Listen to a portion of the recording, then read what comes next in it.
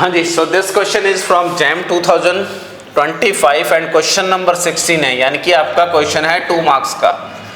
और ये एग्जाम में स्टूडेंट पॉइंट ऑफ व्यू से क्वेश्चन टफ कंसीडर किया जा सकता है, क्योंकि स्टूडेंट जनरली कैलकुलेशन पे ज़्यादा बिलीव करता है, लेकिन क्वेश्चन टफ नहीं है, सिस्टमेटिकली सॉल्व करोगे तो क्वेश्चन हो जाएगा। अगर मैं मैट्रिक्स की बात करूं तो आप देख सकते हो कि मैट्रिक्स में फर्स्ट रो की दोनों एंट्रीज 0 है, तो इस मैट्रिक्स को मैं ब्लॉक लोअर ट्रायंगल मैट्रिक्स बना सकता हूँ। ये मेनली पहला कंसेप्ट है। और अगर ब्लॉक लोअर ट्रायंगल मैट्रिक्स है तो आप कैरेक्टरिस्टिक पॉलीनोमियल डायरेक्टली लिख सकते हैं। तो इसका कैरेक्टरिस्टिक पॉलीनोमियल क्या आएगा? Characteristic polynomial of this matrix and characteristic polynomial of this matrix. तो अगर मैं कैरेक्टरिस्टिक पॉलीनोमियल ऑफ m लिखूंगा वो क्या आ जाएगा? मैं लैम्डा के फॉर्म में लिख रहा हूँ। पहली मैट्रिक्स 1 क्रॉस 1 मैट्रिक्स है और एंट्रीज 2 है, तो ये आ जाएगा आपके पास लैम्डा प्लस 2। और सेकंड मैट्रिक्स 2 क्रॉस 2 मैट्रिक्स है, तो 2 क्रॉस 2, अगर A 2 क्रॉस 2 मैट्रिक्स है तो कैरेक्टरिस्टिक पॉलीनोमियल ऑफ A आप डायरेक्टली लिख सकते हैं, that is x square minus trace of A into x plus determinant of A। तो ये कंसेप्ट यूज कर लीजिए। यहाँ पे क्या आ जाएगा? लैम्डा स्क्वायर माइनस ट्रेस है वहां पे x plus 2, this is x plus 2 into lambda plus determinant की बात करेंगे तो 2x प्लस 3, तो this is the characteristic polynomial of m। ये मेनली इंपॉर्टेंट था, ठीक है। आप माइनस लैम्डा करके भी सॉल्व कर सकते हैं, कैलकुलेशन थोड़ी सी एक्स्ट्रा होगी, लेकिन क्वेश्चन इजीली सॉल्व हो जाएगा। अब वो कह रहा है कि -2 and 3 eigen value. -2 already root है तो वो आइगन वैल्यू होगा, 3 आइगन वैल्यू है तो सेकंड कंसेप्ट क्या यूज हो रहा है? Every eigen value is a root of the characteristic polynomial. हर आइगन वैल्यू कैरेक्टरिस्टिक पॉलीनोमियल का आपका रूट होगा। तो यहां से c of m of 3 should be 0, ठीक है। यानी कि ये तो ऑलरेडी इसका तो रूट हो नहीं सकता, तो यहां से क्या आ जाएगा? 9 minus x plus 2 into 3 plus 2x plus 3 should be 0।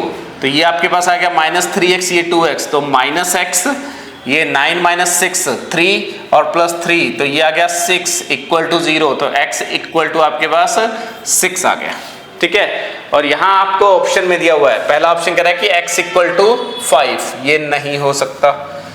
ये कह रहा है कि x equal to 5, C option नहीं हो सकता। अब बी ऑप्शन या डी ऑप्शन में से एक ट्रू होगा। वो कह रहा है कि x not equal to 5, x not equal to 5। अब आपको एक्स्ट्रा वेरीफाई करना है m² प्लस m इन्वर्टेबल है या नहीं है। जब मैं इस x की वैल्यू यहाँ पुट करूंगा तो कैरेक्टरिस्टिक पॉलीनोमियल ऑफ m क्या आ जाएगी आपके पास? Lambda plus 2 lambda square minus 8 lambda और ये 12 प्लस 3 15, ये आ जाएगी, ठीक है। और आप इसको फर्दर फैक्टराइज करके देख सकते हैं, this is lambda plus 2 and this is lambda minus 3 और लैम्डा माइनस 5। तो इसकी जो आइगन वैल्यूज हैं, जो m की आइगन वैल्यूज हैं वो क्या है? -2 3 एंड 5, ठीक है। अब कंसेप्ट नेक्स्ट क्या यूज हो रहा है? अगर lambda eigen values of m है तो implies lambda to the power k eigen value of m to the power k, ये कंसेप्ट यूज करना है। तो यहां हमें m² प्लस m के बारे में जानना है, तो m² की आइगन वैल्यूज देख लेते हैं।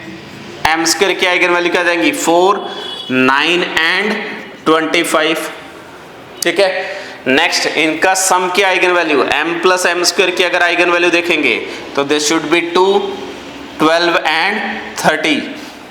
एंड जो डिटर्मिनेंट होता है, इन्वर्टेबिलिटी चेक करनी है, ये मैट्रिक्स इन्वर्टेबल कब होगी? If and only if determinant is non zero. तो नेक्स्ट कंसेप्ट क्या यूज हो रहा है? Determinant of a matrix is product of eigen value. तो यहाँ प्रोडक्ट ऑफ आइगन वैल्यू लिखेंगे वो कभी भी 0 नहीं आएगा, यानी कि ये मैट्रिक्स जो आएगी वो इन्वर्टेबल होगी। तो B option should be true, D option should be false.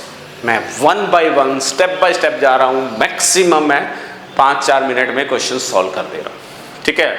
तो आप कितना भी सिस्टमेटिकली सॉल्व करिए, अगर आपको लॉजिकली चीजें पता है तो क्वेश्चन टफ नहीं होगा। आई थिंक क्लियर होगा ये।